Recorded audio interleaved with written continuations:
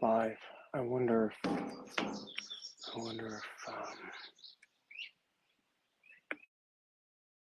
mute settings, audio.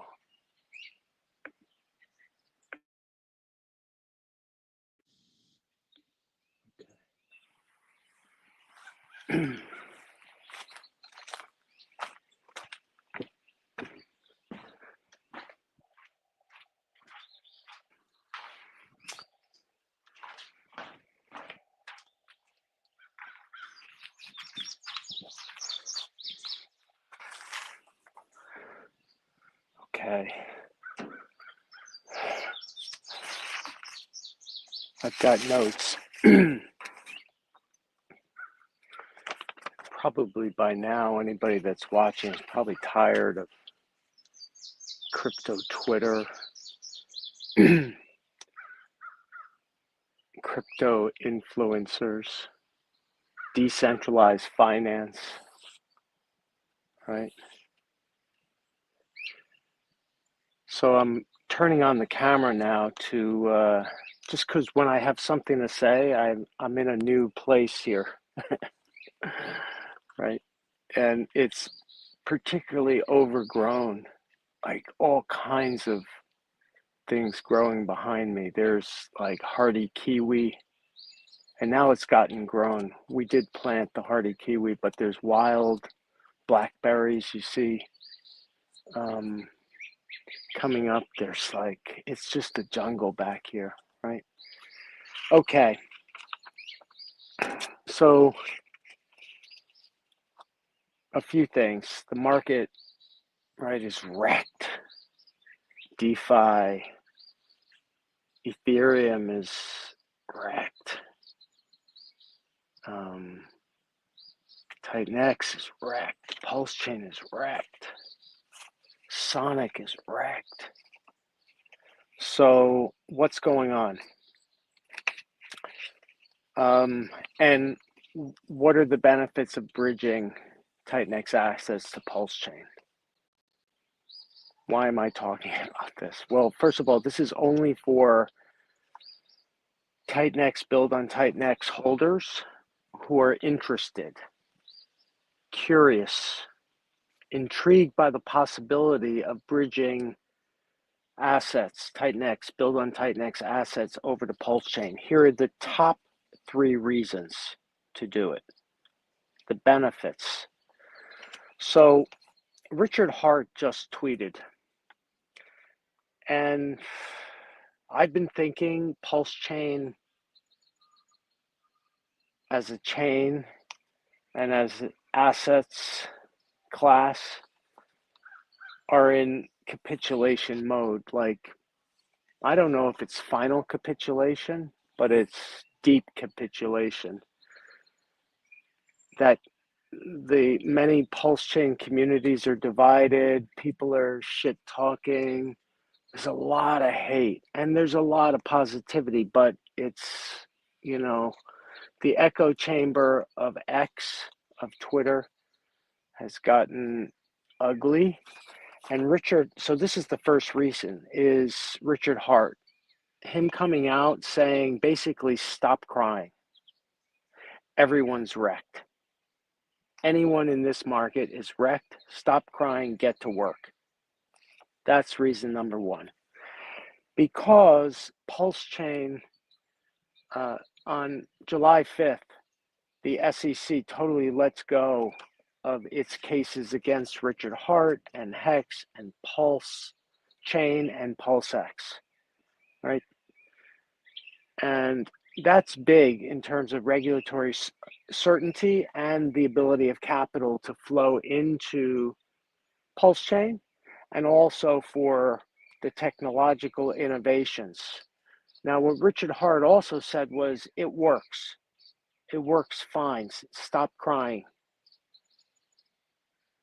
He basically is saying, grow up. Now, I may not like how he did it. That's just who he is. I'm not going to change Richard Hart. Who am I to change another man, right?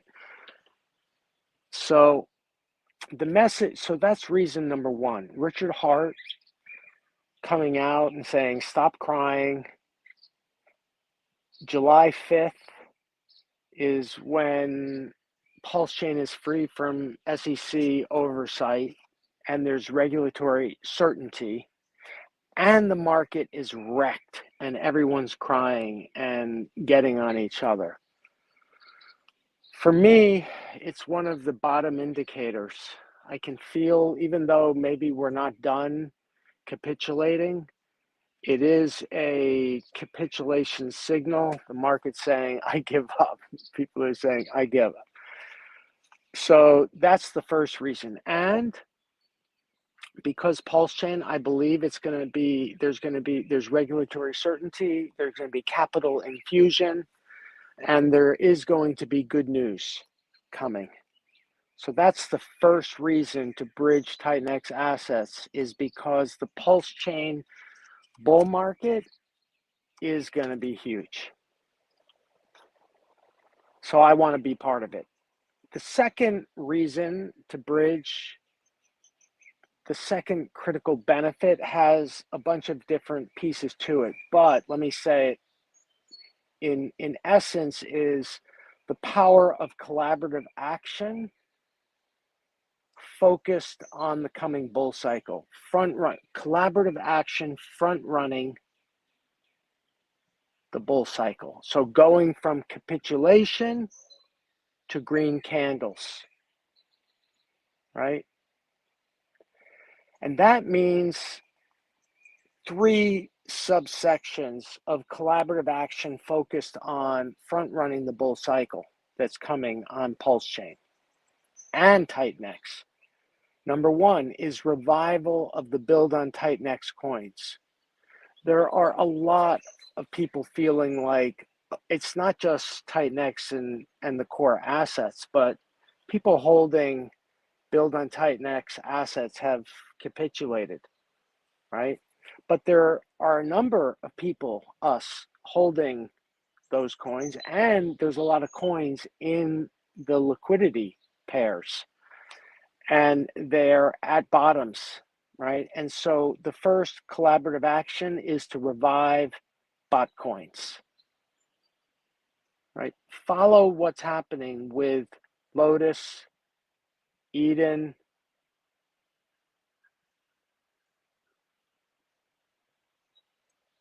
JakeX, LegendX, and see how Smoke, which is a new launch from yesterday, integrates into reviving bot coins.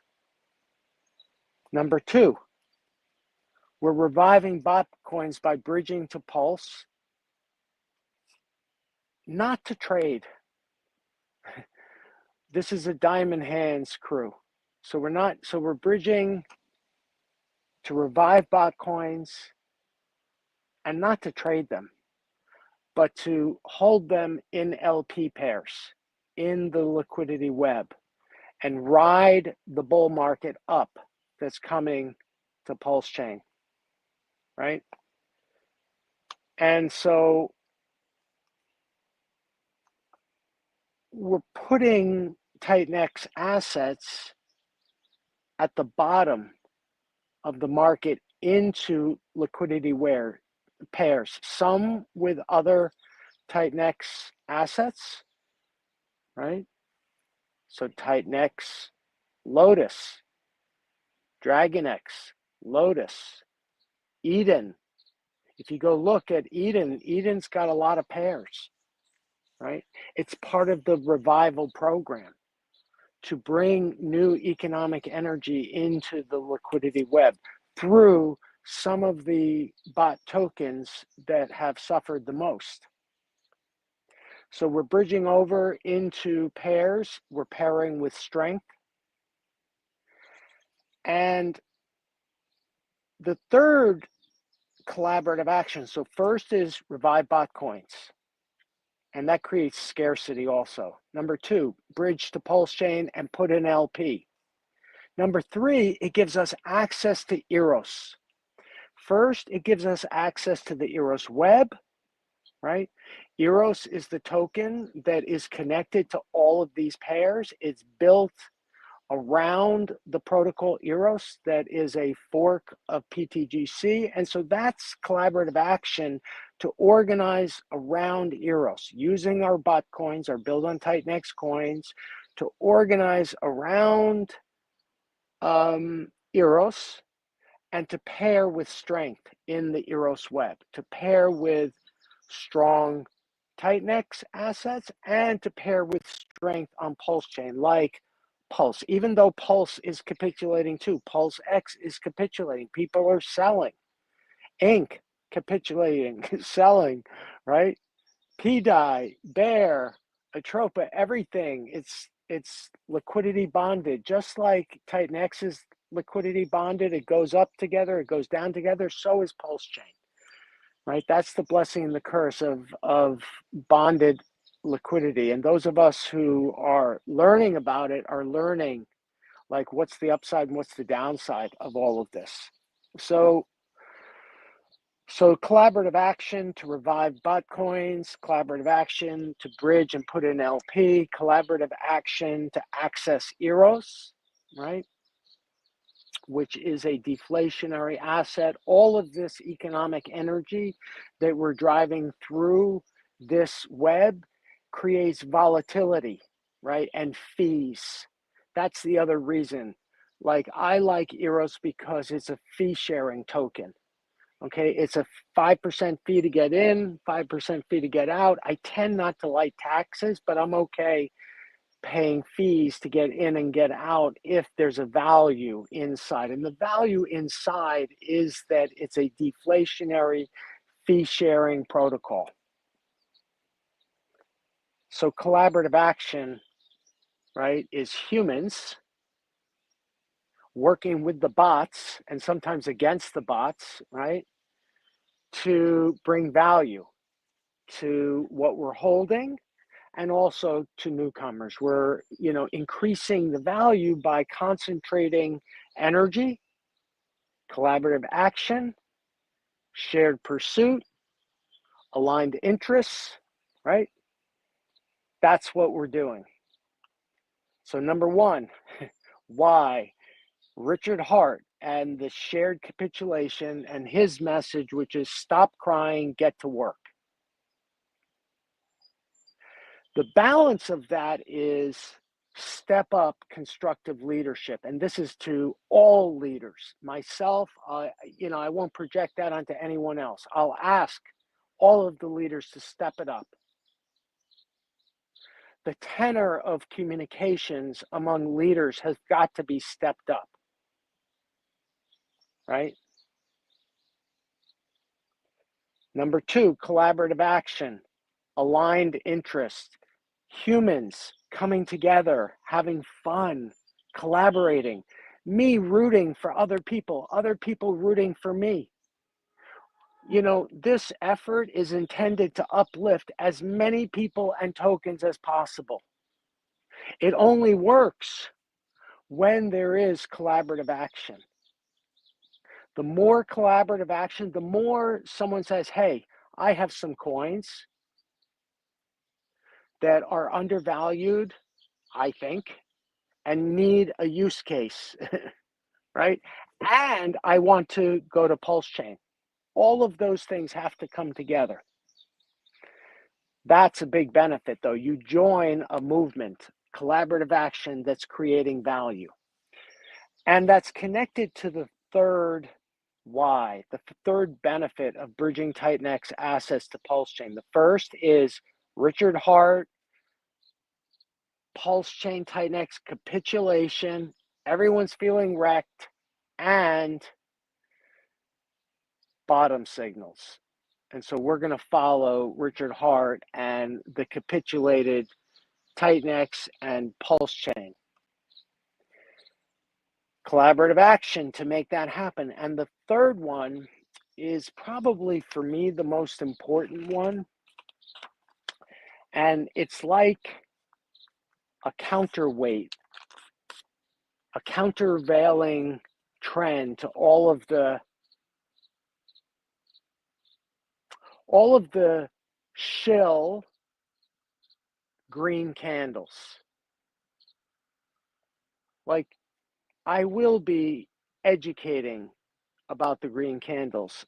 The third reason is be part of education, peer mentoring, learning from each other. No one's in charge here. But there is a premium that I and we who are doing this are putting on education. Earlier today, among our decentralized crew,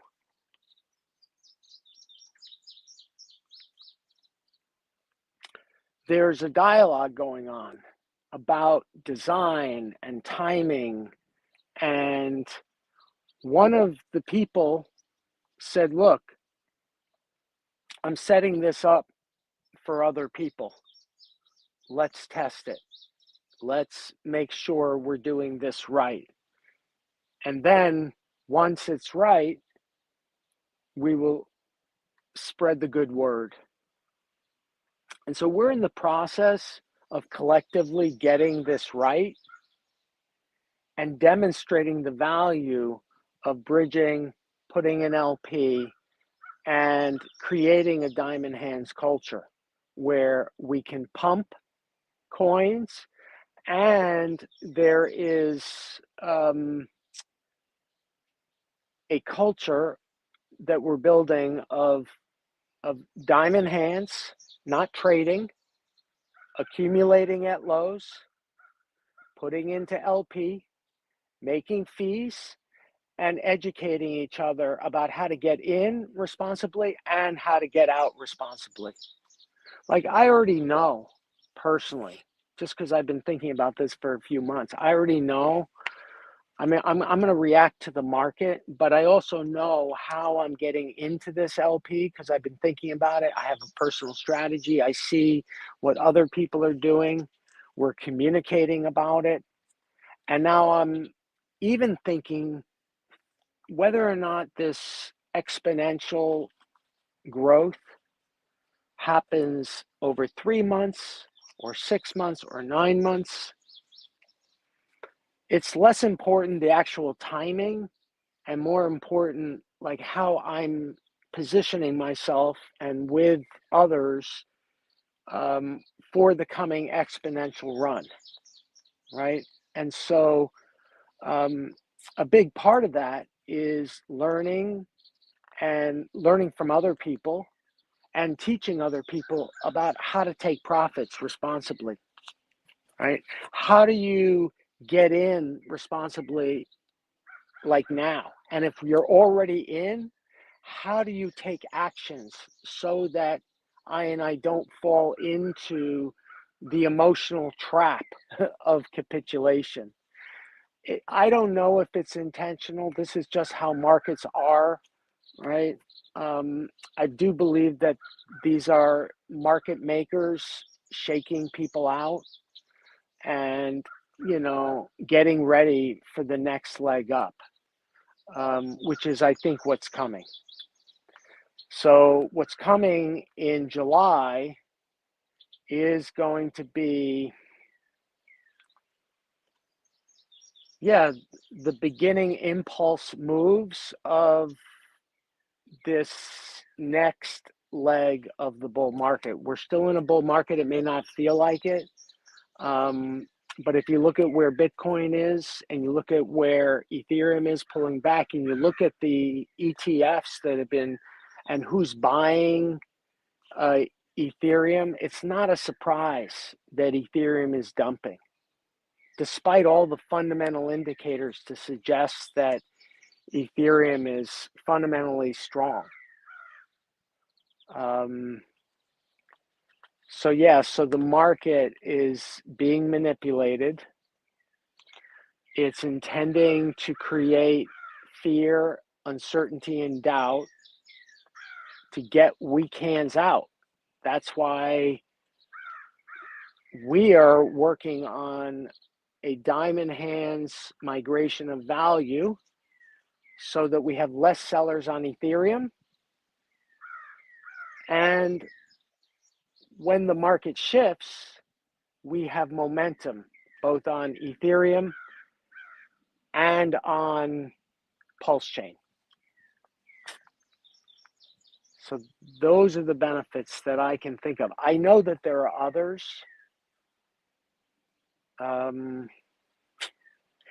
Yeah, probably the biggest benefit is a use case for build on TitanX tokens in a new market.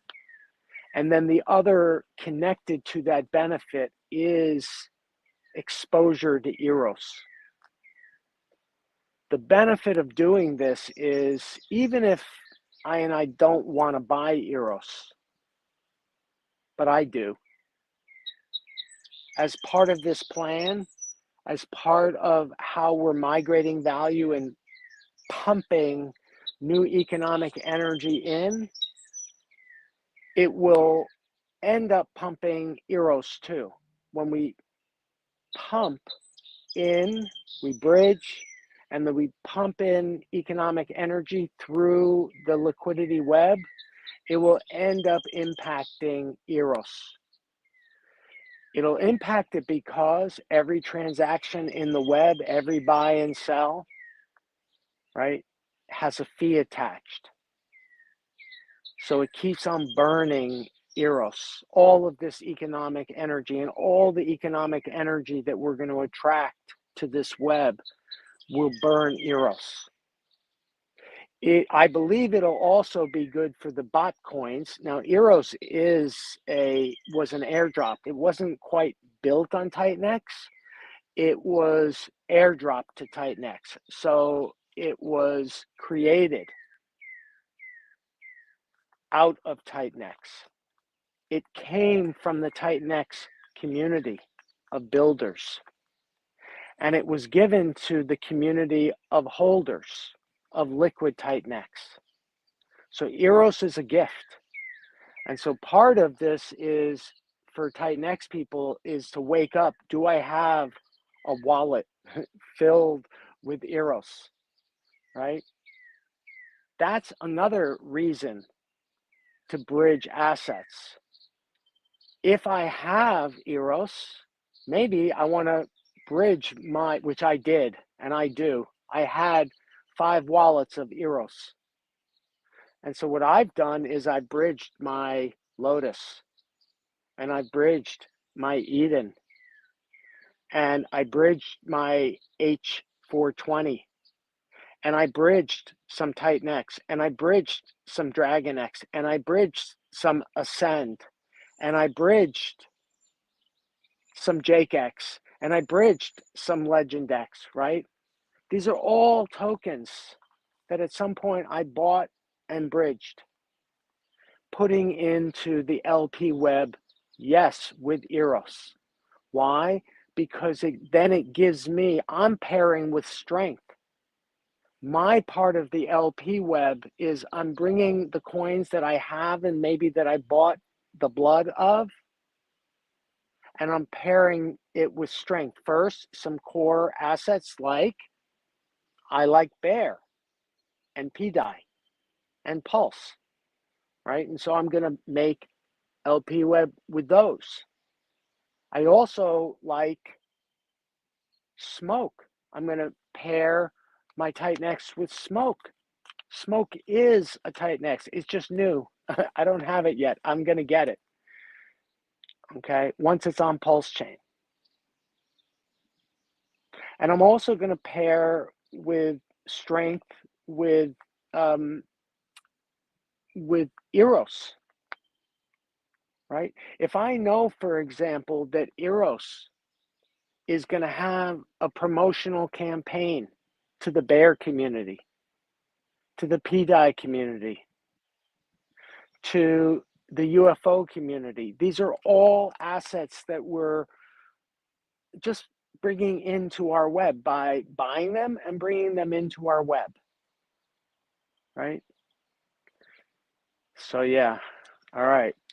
Those are the benefits. I wish I could take some questions. If anybody has questions or comments, it would be really helpful. Yesterday I was streaming and I had a whole dialogue with Smooth and Crypto, Smooth, who's the builder of Flare.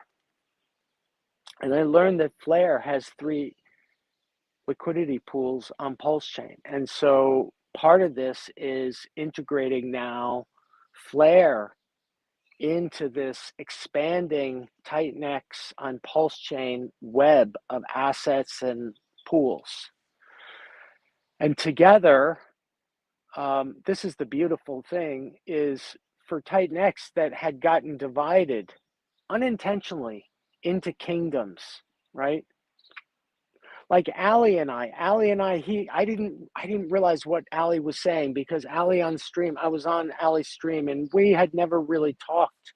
And what he said was, we're on other sides of the ecosystem. And I hadn't really realized what he meant by it, but now I realize when I think about it, is that like we were holding different assets. I went heavy into a side of into Lotus and Eden, which was Rain Man, and into Volt, which was Steve DeFi's.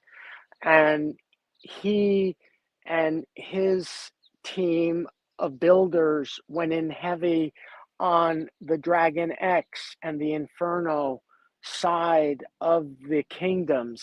And then Helios was like one of the bridges. Helios, I think we all were in one way, shape, or form. And so I realize now that like we divided ourselves in TitanX in these ecosystems, sub-ecosystems, the Volt ecosystem, the Inferno ecosystem, the Helios ecosystem, which is like the next layer of assets. You've got first TitanX is the base asset, right? On top of that, we've got Dragon X, and then next to that, we've got Inferno and Vault, and then all of those three have other assets built on top of them. All these build on TitanX tokens are connected. And what we're doing on Pulsechain, and thank you, Rich, it's really the combination of Peter and Rich, who are the visionaries for the architect. And it is a work in progress. You're going to see the architecture fill itself out. But Peter architected the Pulsechain side of it a while ago, over a year ago, when Eros launched on Pulsechain. He bought a lot of Pulsechain and put a lot of Pulsechain assets into the Eros web, right? And he came back and architected that side of it, and we have revived it with him. And then Rich, not alone, but with us, but he led it, architected by basically bridging over all of the TitanX assets, build on TitanX assets. And now what we're doing is concentrating the effort around tokens and pools of interest. It has to be pools that I want to be in. No one's forcing the agenda. There's a strategy and some tactics, but the agenda is each individual in a decentralized fashion does what each of us please. Like, I'm free. No one's going to tell me what to do with my coins. People might say, hey, Chiz, you want to come and do this pool? Hey, like Flare, for example, I want to be in that pool now. Now I have to figure out, how do I build Flare? Why? Because it's cap supply, and it's got a really cool brand. It's beautiful looking, it's elegant, and it's got a really smart founder builder that is part of the Six-Pack team. I know now. I don't know that whole team, but I know he is now, just the hints. And now that I know that Flare is on Pulsechain, I'm going to say, all right, how do we tie that in? How do we uplift Flare? How do we uplift, probably, by the way, well, we'll see. I don't know how just yet. I'm sure that he's got his ideas. I'll ask Smooth what his ideas are for Flare, and how do we collaborate, right, on mutual uplift of our tokens and our protocols and our community. Okay, enough said. I gotta go. I gotta go. Ah, oh man. So yeah, so I have a total um yeah, this is one of our canine domains, and it's part of the reason why I've let it grow totally wild. Uh, Mostly is that there's planted fruit, which is hardy kiwi. We planted a masculine and a feminine plant, and together they make these incredible hardy kiwis. That's in there. Um, and there's like wild blackberries that are amazing. They're just like rampant right now. They're still maturing. We also have a pear tree back there. It's it's dying, but it does give fruit. The vines here are gonna do the final kill on the pear tree, I think, and I decided just to let the vines grow so that yeah, so we got a pear tree, and then we also have a peach tree, peach tree, and a cherry, like some cherry trees back there too. So yeah, so this is part of the fruit, the like wild fruit garden. Okay. And it's not like I'm spending a lot of time doing this. I'm doing other stuff. But increasingly, once this crypto, uh, after this next 6 months, let's say 9 months, yeah, because I think, I mean, my guess is we've got a 6 month Bitcoin bull run left. And that means we've got a little bit more of Ethereum and then a little bit more of altcoins. I don't know if that's just how I'm thinking about it, but I'm not really trying to time things like some people. I'm more looking for the sentiment and where are we in the market macro wise. When I look at the monthly and I look at the whole cycles, where are we? And I think we're um, in capitulation mode. We were in like um, disbelief a few weeks ago, or maybe a week ago. It's so quick, right? Um, and so the market, and warring, warring, and it's not just warring in the world, but warring on Pulsechain and warring on TitanX, and people retreating into private little, cocoons, and like that to me, when I don't allow myself to feel any of that stuff, when I'm not reactive at all, I'm like, oh, freaking capitulation, bottom signals, right?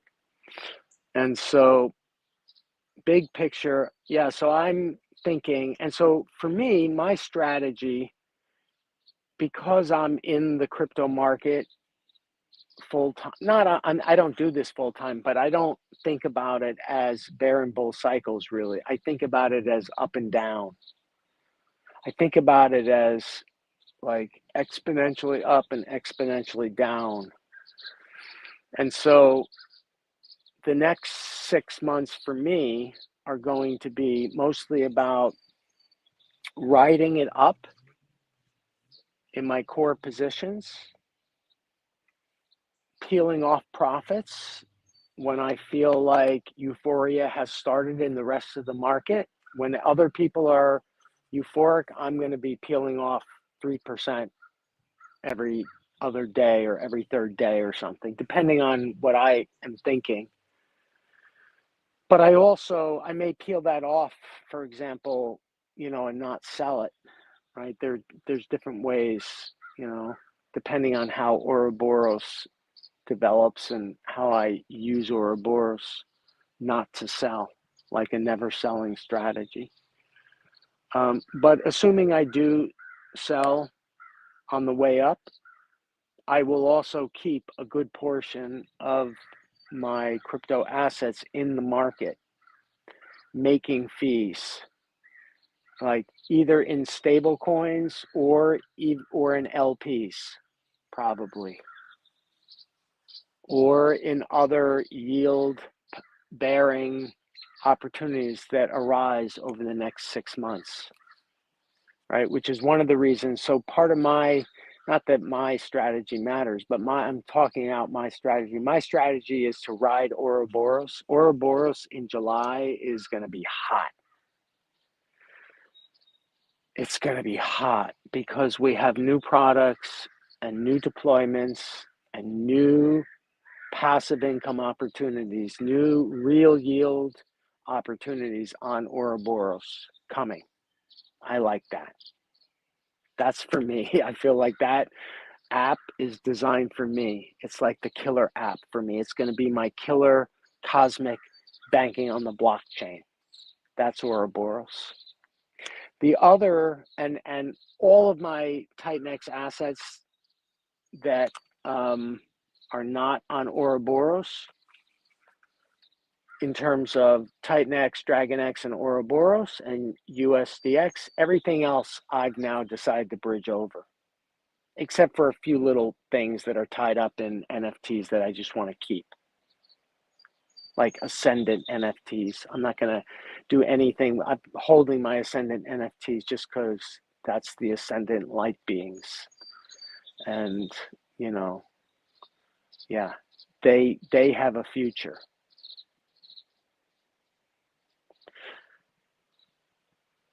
So yeah, so those are the benefits. It gives us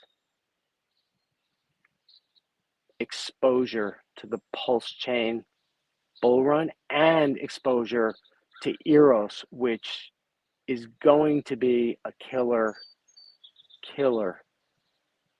liquidity web and deflationary asset. That also, when I get exposure to Eros, I also get exposure to Eros X, which doesn't exist yet, just in the imagination. But it is a non-fee version of Eros, right? Peace out. I gotta go. Bye.